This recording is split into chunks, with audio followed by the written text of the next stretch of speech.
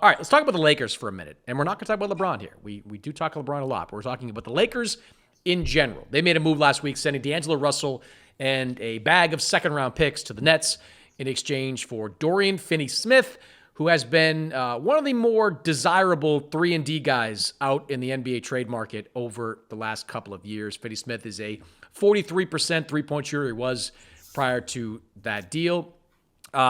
Defends multiple positions, versatile. He makes the Lakers better. I think there's no question about that. The question I have is how much better? So did the Lakers substantively move the needle with this deal to get Finney-Smith? I think they did. Did they turn themselves into championship contenders, which is what Dorian Finney-Smith was saying when he got there? His first press conference, he's like, oh, it's so great. I went from a team that was just trying to make the playoffs, which, by the way, is very optimistic when you're talking about the Brooklyn Nets this year.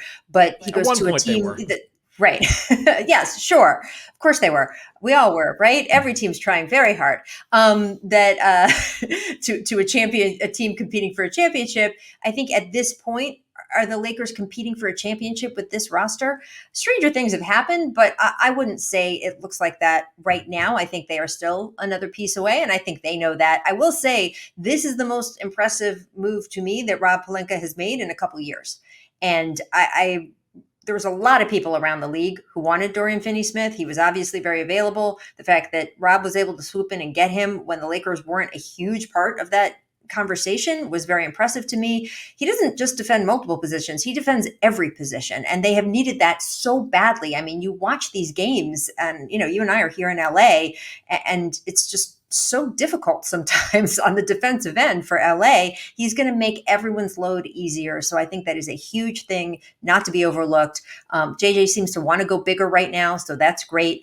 I think his 3-point numbers during Finney-Smith, those are going to come down a little bit because, he's having career crazy 3-point numbers. And when you're on a really bad team, sometimes those numbers get inflated. But I think even if they come down to earth a little bit, he will still be a 3-point asset, which we know JJ wants to play that way. Also, math, 3 is more than 2. So I think this is a win all the way around. I think, of course, when you have LeBron, and by the way, Anthony Davis, who isn't getting younger, you trade everything you can to get this team to be good now and compete in a very competitive Western Conference. I do still think they need to do something else to be a true championship contender, and they have the assets.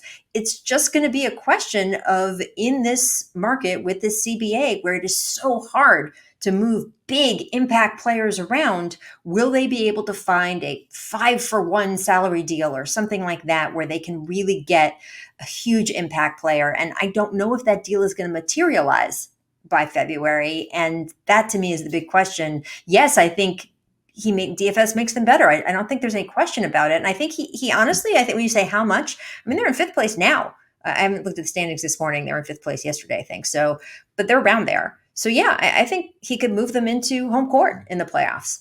But are they making it to the finals? I don't see him as the finals difference maker. I think they still need to find someone else to help them with that.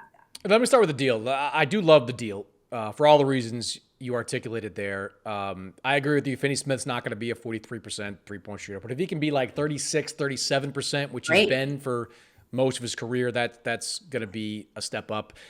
He gives them that versatile wing defender that they've been looking for, who can guard anyone. And it kind of begins a transition that the Lakers really want to make into a tough defensive-minded team, because now you're probably talking about Max Christie getting either the full-time starting nod, or getting more reps at that spot. And Max Christie's a good defensive player, big, long, has shown he can make threes. That now you have Max Christie, you've got Dorian Finney-Smith, you've got Anthony Davis anchoring it. Austin Reeves, can be good defensively. LeBron, when he's not expending as much energy as he has, can still dial it up at a high level. I think this turns them into a better potential playoff team because they don't have that player, or won't have that player with the bullseye on his back in the same way D'Angelo Russell did. I mean, D'Angelo Russell was very exploitable. We saw that in the postseasons of the last couple of years. And this year, his offensive production had gone down to the point where it just didn't make any sense he wasn't giving you enough offensively to justify what he was costing you defensively. So taking D'Angelo Russell out, a 33% three-point shooter this year, putting Dorian Finney-Smith in, who is, let's just say, 37, 38% on the season. That is a big upgrade. That I think makes them measurably better. I also agree with you on the whole idea of needing to make one more deal, and especially when it comes to the front court. Like, Anthony Davis needs some help up there. They need some more size in that front court. Like, they can't win with whatever combination of Jackson Hayes and Christian Coloco, and if Christian Wood ever returns to the rotation, like, you can't win with that. Like, that's not. AD is going to get beat up over the course of a playoff series if he's got to play that many minutes, not get a break by playing power forward for brief stretches there. So, Jonas Valanciunas is the guy they want. We know that. LeBron wants him. Yeah. We know that. I just don't know if they have, like, how do they make the contracts work without D'Angelo Russell? Like, they've still got the assets, right? You got 3 first-round picks they can deal. Smart move by Rob Pelinka, protecting those picks, still holding out for, like, the difference maker. But now, like, unless you're willing to trade, like, Austin Reeves, which they're not. I think you got to trade Rui. I don't think you trade Reeves. Send Rui back to DC. I think that'd be nice. I think send him back to DC. I think they've got some contracts they can aggregate. They obviously can't. They can't do anything. They want to keep Dorian Finney-Smith anyway, but because of the rules, they now cannot turn around and deal him. But they have other contracts they could put together. I feel like the numbers are there for them. They just have to be able to get the guy. And I think that is harder in this market.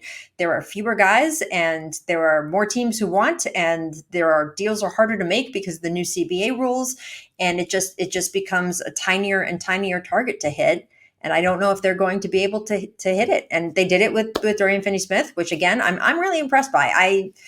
I think the Lakers front office has not been dazzling the past year or so, and that to be able to pull this off, really to me kicks up their outlook for this rest of the season. But I do think if they want to win a title, if that's what we're talking about, and titles are really all that matter in Lakerland, and certainly LeBron at this age, they need to find something, and we'll see if they can manage it in the next month. Yeah, and I stand corrected on the contract. I thought Valanciunas was making more. He's only making about $10 million per year, so that's a very, very acquirable deal. They could just dump Gabe Vincent, who isn't into that slot. And the question would become the question would become, do you throw a first-round pick in to get Valanciunas if it's like Gabe Vincent in a first? I wouldn't. I would try to keep that. I probably wouldn't either, but like I just have so many issues with the Lakers' size right now. And I agree. Eventually you may have to make a decision, like, is it worth it? Because I think that there's going to be a market for Valanciunas, just like there'll be a market for some of the other guys the Wizards have, the veterans they have on that roster. That, like, I don't think the Lakers want to be in the same position Memphis found itself in when they couldn't do that Nets deal because they weren't willing to go all in, and the Lakers were.